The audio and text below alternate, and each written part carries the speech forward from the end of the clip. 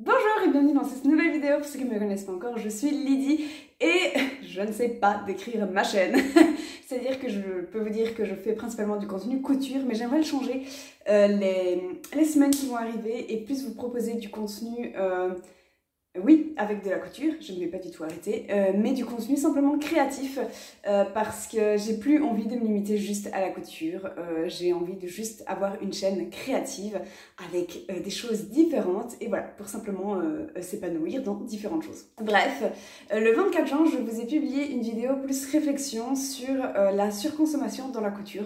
Vous êtes pas mal à avoir réagi comme quoi vous aussi vous aviez le même sentiment que moi, comme quoi... finalement on commence à coudre pour des raisons de mode responsable et que ça part en couille complètement et qu'on a tendance à créer toujours plus au point où on coud jusqu'à ne plus en avoir besoin finalement.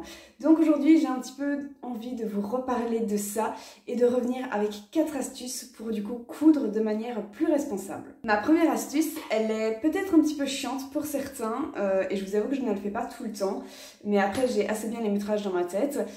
C'est simplement en fait de, avant d'acheter votre tissu, savoir déjà quel patron vous allez utiliser et alors d'avoir découpé au préalable votre patron. Ça m'arrive encore bien quand je travaille chez Chipote et Papote que j'ai des clientes qui arrivent avec le patron décalqué, découpé de ce qu'elles vont coudre et en fait de cette manière là on pose déjà les pièces sur le tissu et on sait exactement le métrage, le tissu nécessaire pour faire l'habit. Je trouve ça vraiment plus responsable parce que souvent quand on achète un patron et qu'on suit simplement les indications de métrage nécessaires selon le patron, on a trop. On a toujours des chutes la majorité du temps, encore plus quand on fait une petite taille, j'entends par là les M, S et XS, parce que souvent c'est vu trop large. Mais je suis désolée, moi ça m'arrive trop souvent d'avoir 60 cm de chute de tissu, je trouve ça beaucoup trop.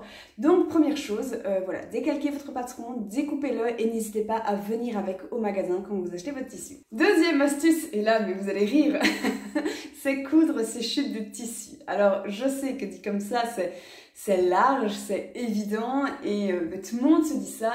Sauf que tout le monde se dit ça, moi compris, mais on a toutes plein de chutes de tissu dans nos tiroirs, dans nos armoires. Quand on coud, on accumule très vite. Et du coup, coudre ces chutes de tissu, je dirais rapidement après les avoir. Dans le sens où, voilà, vous avez acheté, imaginons 2 mètres de tissu, il vous fallait seulement 1,80 m pour faire, je sais pas moi, votre robe, votre jupe longue, peu importe. Ou plein d'autres tenues, hein, c'est pas spécialement que pour femmes, et il vous reste 20 cm, et bien sur 1,40 m, imaginons, ça fait beaucoup, et bien il faut les utiliser tout de suite, coudre tout de suite ces chutes, parce que sinon d'office elles vont traîner. Alors en quoi coudre ces chutes de tissu? Je vais vous faire des vidéos pour vous donner des idées d'accessoires à faire avec des chutes de tissu, de vêtements à faire avec des chutes de tissu. On est en été, clairement, il faut en profiter parce qu'en été c'est beaucoup plus facile de faire des tops, des habits sans manches, même des shorts qui ne demandent pas beaucoup de tissu et qui sont faisables dans des chutes.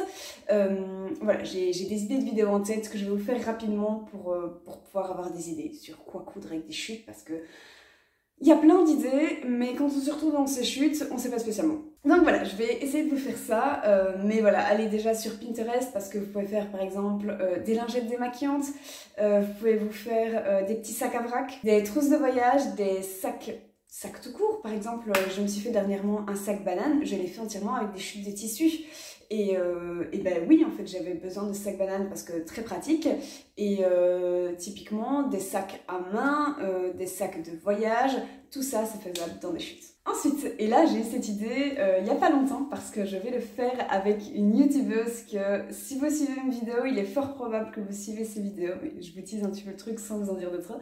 C'est de faire des échanges de chutes de tissus avec des amies couturières.